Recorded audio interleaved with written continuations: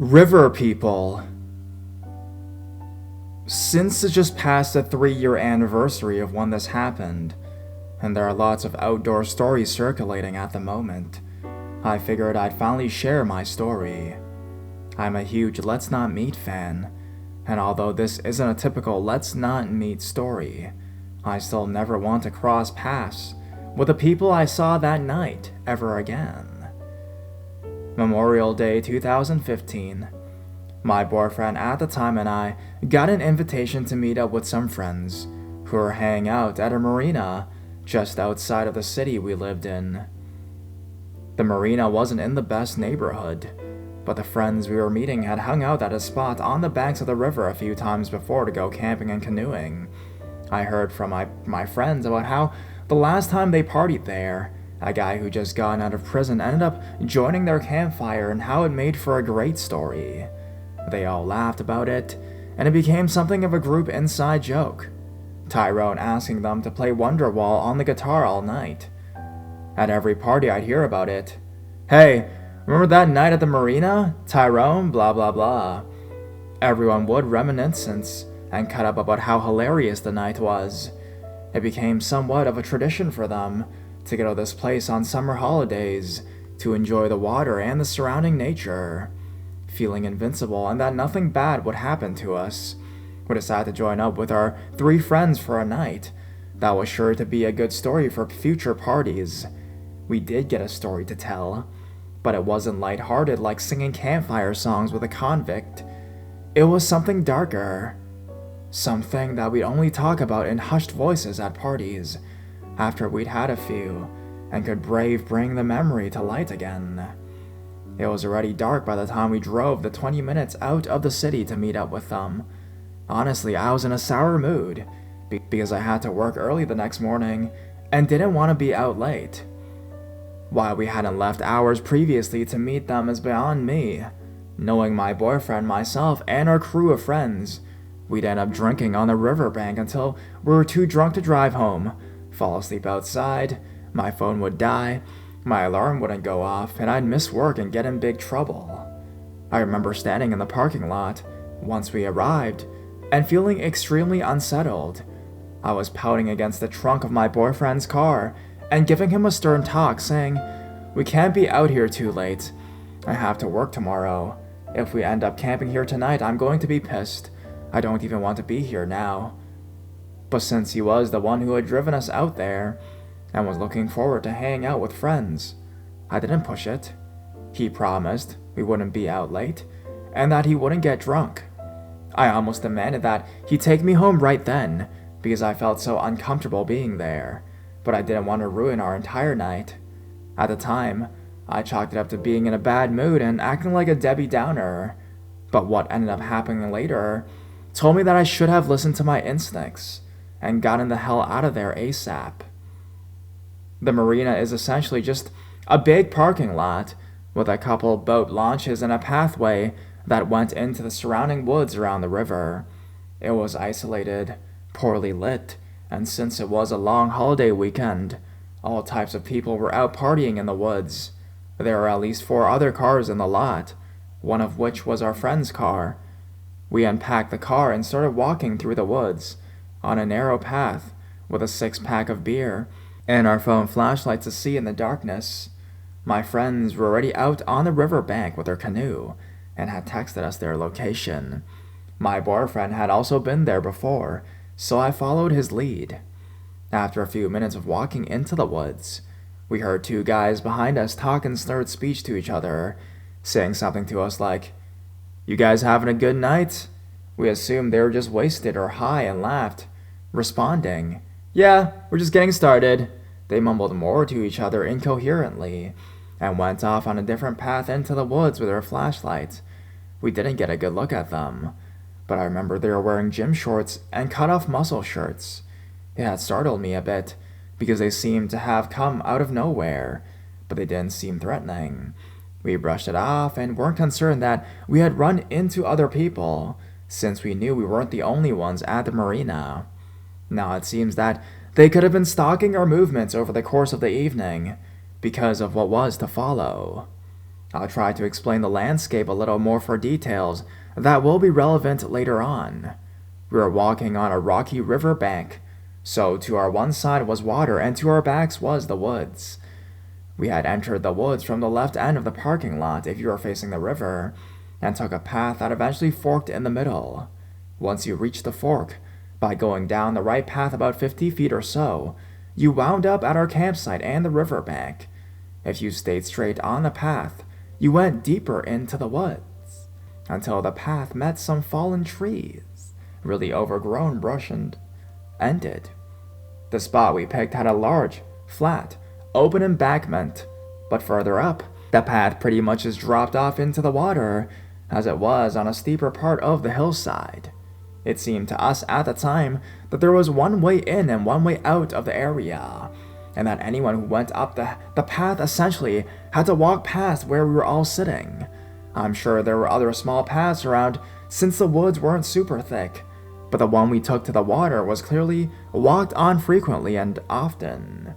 Finally, we reached our friends, who have laid out a blanket and have already cracked open some beers. We had all intended to row out to a nearby island with the canoe, but we noticed some people already set up at that spot and could see their campfire from the shore. Oh well, we figured this was just as good a spot as any to enjoy our evening and weren't miffed about the change of plans. We started to relax, had a drink ourselves, smoked some cigarettes, then talked about starting a fire to keep warm in the cool evening air. We gathered some firewood from nearby and explored the path a little bit more, not running into any more people for the time being. After we started a fire and settled in for the night, I tried to cheer up, get out of my shitty mood, and enjoy the company of my friends. It was difficult, though.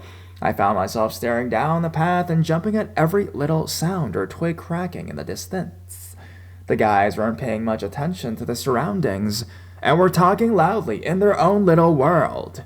At one point, I distinctly remember my friend's girlfriend leaning over to me and saying, "Do you have a weird feeling about tonight? I just feel like something bad is going to happen." It freaked me out, because I knew exactly what she was talking about. No matter how many beers I'd had, or how much I tried to distract myself with light conversation, something about the night just felt off. It's like the air was full of electricity and danger. A few minutes later, a group of about 5 men aged 20 to 25 appeared out of the tall weeds and started walking towards our fire. I could see them squinting in our direction when one of them said, "Is this Joe's party?" I made out some silhouettes of figures in gym shorts, but couldn't discern any physical features because of the way the campfire was casting shadows around the trees. They had plastic bags in their hands, which I assume were full of towels or after-swimming clothes. We all said, "No, you got the wrong group." They apologized for bothering us, wished us a good evening, and started back the way they came. It seemed that their group split off into 2 different parties, though, because after the interaction, 3 of the guys stayed close by the tree line, trying to kick over a stump in the ground, making a ruckus, and 2 more had gone up further up the riverbank with their flashlights. I could see the light dancing off the tree branches and the water, but having walked farther up the path earlier with my boyfriend for firewood, remember the path turned into a dead end. I waited for the light to start coming back towards our campsite, or the group to walk back by us, heading back towards the parking lot, but they never passed us again. The 3 guys messing with the stump left after a while, and I figured they went to find Joe. The flashlight beam disappeared from view, and I stopped thinking about it, turning my attention back to my friends. About 20 minutes passed when our conversation was broken by something that made us all go dead silent. Suddenly, we hear a man about 50 to 75 feet away yell loudly, "Hey, what are you doing, man?" Then a sort of shuffle of feet and movement. "Get away from me," he yelled. "What do you think you're doing?" Then the sound of something making contact was going, "No, stop!" We'd hear a struggle taking place. "Help! Somebody help me!" Followed over and over and over and over. It then dissolved into what sounded like an assault. We heard something hitting something, maybe a fist, and the man's body. maybe a blunt weapon or knife, as he screamed for help. We only heard his voice, as the assailant seemed to have surprised the guy and began attacking him without saying anything. He yelled in agony for what seemed like forever until he finally went silent. You could hear his voice weakening. His groaning faded, as it seemed he went unconscious or worse. I can never unhear the sound of it to this day. My friend yelled into the distance, "Yo, what the hell?" And it brought us back to reality. Whatever had just happened just beyond where we were sitting. We had a small fire burning. We were very clearly visible from the tree line, and 5 of us had just witnessed someone being brutally attacked. The rushes and weeds near us started rustling as all chaos broke out in our campsite. We had to leave the area and fast, but we were cornered. We stood up, grabbing bags, shoes, only what was necessary and within reach, and got ready to run. Someone doused the fire. We couldn't take the path since that was likely where the attack had just taken place, and someone was probably out to burst into our campsite and ambush us. I didn't dare look behind me. The canoe, it was the only way out. We started pushing out into the water in a panic. I got in first, uncontrollably shaking and sobbing. My boyfriend had sense enough to grab my purse and hand it to me, as he helped my friend get the canoe far away from the shore so we could push off. My friend's girlfriend was holding me, trying to calm me down, but I was too afraid to move or speak. Everyone else was silent, with straight fear written all over their faces. With 5 grown adults in a small canoe, all I could picture was the boat capsizing or someone picking us up off the shore with a gun. We paddled out into the middle of the river and watched our campsite disappear around the bend. Once we felt out of threat or imminent danger, I called 911 from the boat and shakily told the police what we think had just happened. The cop on the line was impatient and terse, only saying that they'd already gotten a call about the situation, and he hung up on me. As we floated down the river, the boat launch at the marina came into the view. We could see from the water that the parking lot was alive with ambulances and police cars. We hurriedly docked the boat and climbed out, carrying the canoe up the ramp. No one stopped us to ask questions or even noticed us. A frightened group of hippies conspicuously dragging a canoe behind them. I saw some cops walking down the pathway that led to the river with flashlights, but they weren't moving with any sense of urgency. A couple guys were talking with officers at the ambulance with their shirts off, wearing gym shorts or swim trunks, but we couldn't tell if it was the members of the group that walked by our campsite claiming to be looking for Joe. But I assumed they had to be, since the incident happened shortly after we all crossed paths. Strangely, no one appeared to be injured. The ambulance cab was empty, no one was in handcuffs, but everyone just all seemed to be talking calmly. Something was off, but we didn't stick around to find out if they found anything in the woods. We searched news stories for weeks after the fact, and found nothing talking about the incident. No victim, no attacker, nothing. Were we in the wrong place at the wrong time? What happened to the guy who was assaulted? Or was he just faking it to fuck with us? Were we almost victimized by a group of dangerous youth that has scoped us out, seeing us as easy targets? We speculated that this could have been an attempt to lure us into the woods to jump us, among many other possibilities. But we never had any answers about what happened in the woods that night. The next day, some of the group went back to gather up supplies that we left behind in our panic. We didn't find anything stolen or strange on the path near where this happened. I've never been back to that marina, and that group of friends has since dissolved and moved to different parts of the world. We went out looking for an evening of fun and got more than we bargained for. I was personally traumatized for weeks. Any sudden noises or surprises sent me into fits of panic, sobs, and shaking. Eventually, I was able to stop hearing a man scream for his life every time I closed my eyes. I'm glad we were all safe that night, but suspicious river people with a violent agenda, let's not meet.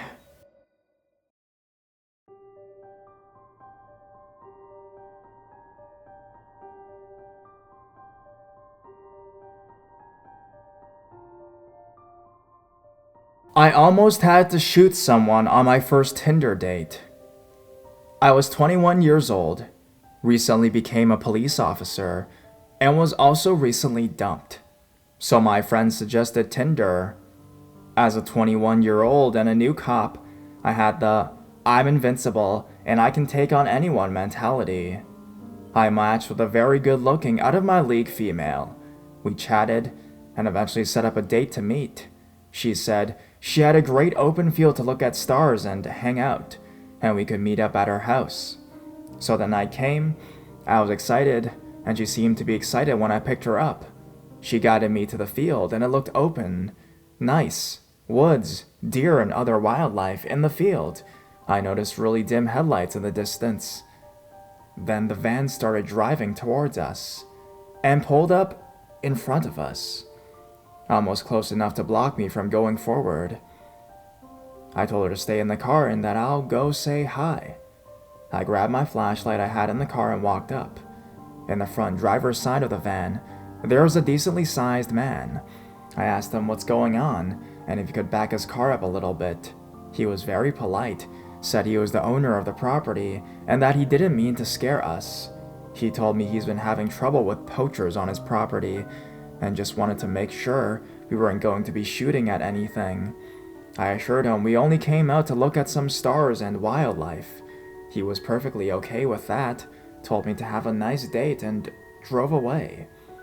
After that, the girl was texting non-stop. Around an hour later, I saw headlights coming towards us again, this time at a really fast pace. We hopped in the car, and I moved it to a more defensive position. The same man came close enough to almost hit my car. She hopped out of the car at that point and ran towards the guy. I immediately knew I was fucked. I got out and gave them comments to back up and get on the ground. Neither of them complied, obviously. He then proceeded to charge me and knock me to the ground. Luckily, I was able to get him on his back and get up. I saw my date grab a metal pipe from the van. She told me they had a gun and to give them my money and truck, and I won't get hurt. Of course, with my I'm invincible mentality, I said no. She started to cry and saying they didn't want to hurt me. He then started to go back towards the car. At that point, I told him I was a cop, drew my concealed firearm, and to lay on the ground. After a moment's shock from all of us, they complied. I was able to call 911, tell them my name and badge number. I had two at gunpoint and needed backup immediately. I gave our dispatcher the best directions I could to this field. While on the phone, they both fled. Again, stupid new cop guy mentality, I chased them. I took off after the man, who ran into the woods around the field. I chased him for maybe 30 seconds, and heard 3 loud pops, and saw a muzzle flash. My I'm invincible mentality went right out the window. I ran like hell back towards my car and peeled the hell out of there. I went back to the area I picked her up in, called dispatch again, and had officers come to that location.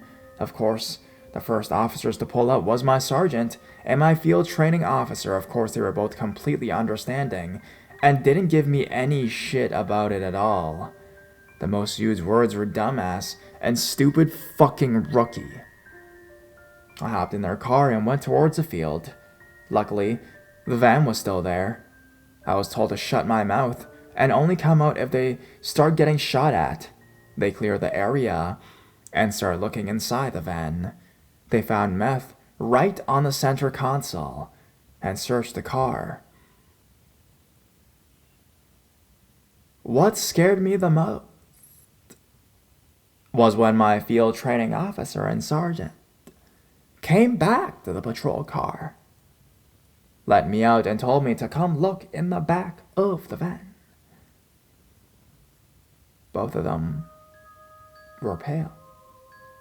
Looking horrified, I went to the back of the van, where there were several knives, duct tape, lighter fluid, a decent amount of rifle ammunition, handcuffs, and what looked to be dried blood. In the front passenger side, we found an AR-15 style rifle and 2 more handguns. We called for backup immediately, and detectives, when they investigated the blood, it turned out it wasn't blood. The plates had been stolen, and the van was reported stolen. I still get shit about the whole encounter, but luckily no one got hurt. I will never use online dating again. Ever.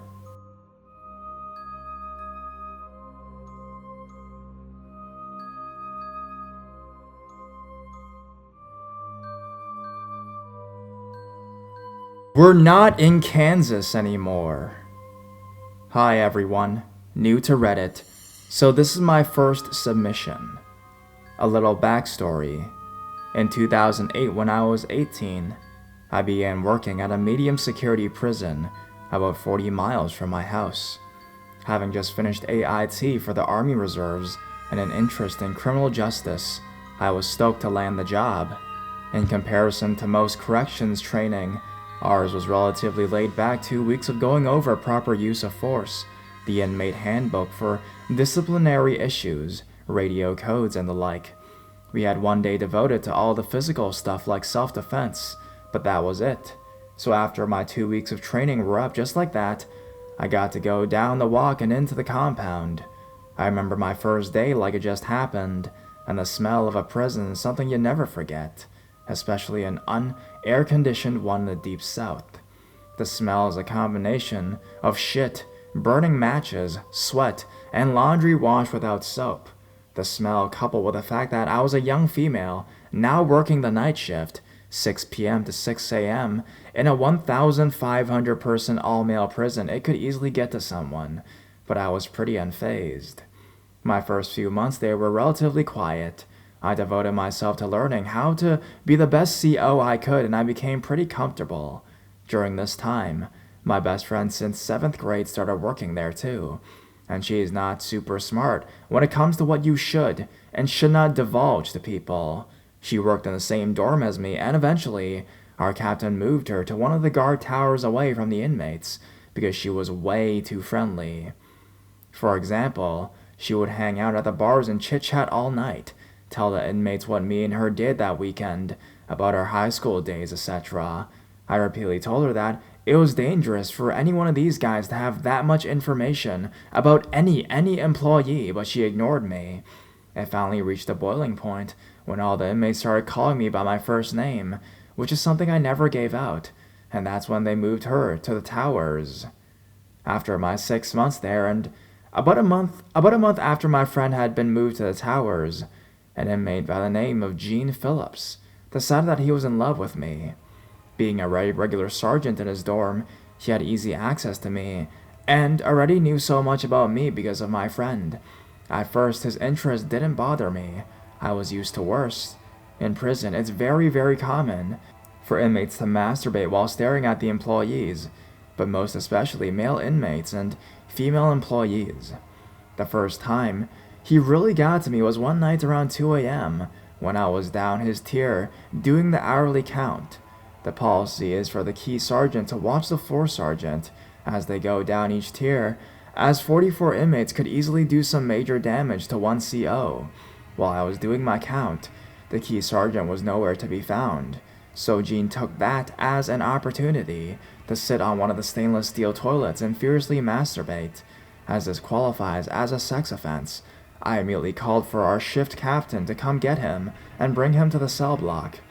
Work progressed as per usual for the next 2 weeks until one day, an inmate approached me, telling me he had a letter for me from Gene, and insisted I take it. I didn't, and brought the messenger with me to Control Center to speak to my captain. My captain took the letter and sent the messenger packing back to his dorm. For security purposes, however, it was necessary for him to read the letter, so he invited me to stay, and my curiosity got the best of me. Jane, there is nothing in the world I wouldn't do for you. Why did you lock me up? Did you not like the show I put on for you? This dick is all for you. I know you liked it. I saw the way you looked at my hand while I stroked it thinking of you. You will be mine. Understandably uncomfortable with the entire situation, I asked my captain to move me to the trusty dorm on the other side of the compound. Even though Gene was still in the cell block, I wanted to be as far away from there as possible. My captain agreed, and Gene got another 30 days added to his 90-day cell block sentence. Fast forward 4 months. Gene got out of the cell block. By this time, I'd really put the whole incident in the back of my mind. And one night, I was working overtime and was placed working the walk, sort of a roving position, and part of the walk's responsibility was to let the inmates who work in the kitchen in and out of the kitchen. Jean had been reassigned to a kitchen position. Imagine my surprise one morning when at 3:30 a.m., I see him approaching me with a serious, sinister grin on his face.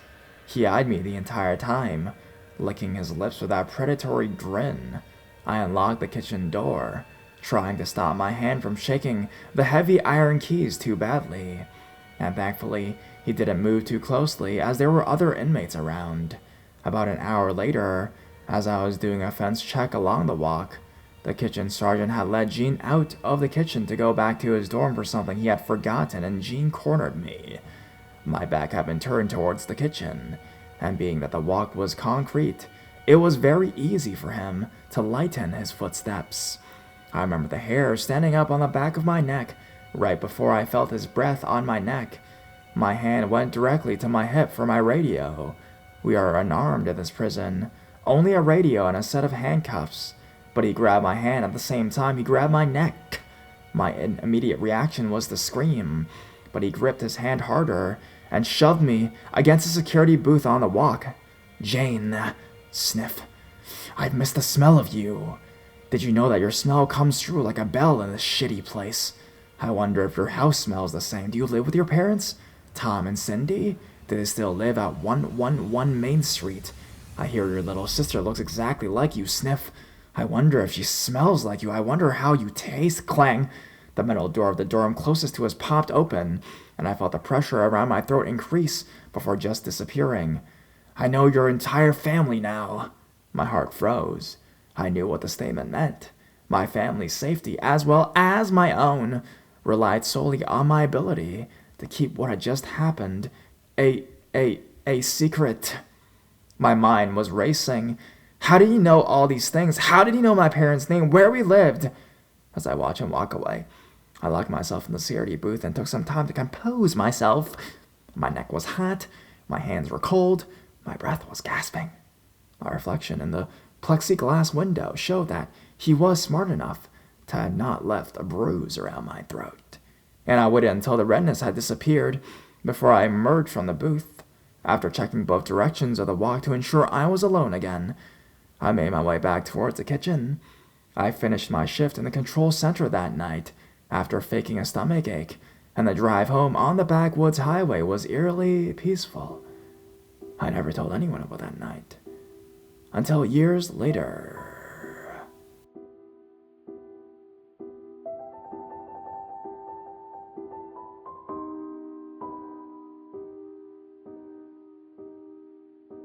We're not in Kansas anymore, part 2. Hello all. Now that I have some more time, I can continue where I left off. The night after Jean cornered me, I called in to work. I was lost and trying to figure out how to handle the situation. I decided the best way I could help myself was to return to work and do my best to show him that I wasn't afraid of him, even if my heart had still not slowed from our encounter the morning before. So the next night I went back. On my 40-mile drive to work, I realized that I need to get some protection, but not from other officers. Usually, the cliche regarding prisons is that inmates need gangs and cliques to make it in prison, for protection, intimidation, territory, etc., but COs do it too. It's an unwritten, unspoken rule. You give respect, you get respect. And although outside of the rules, I approached an inmate named Slim and asked him for help.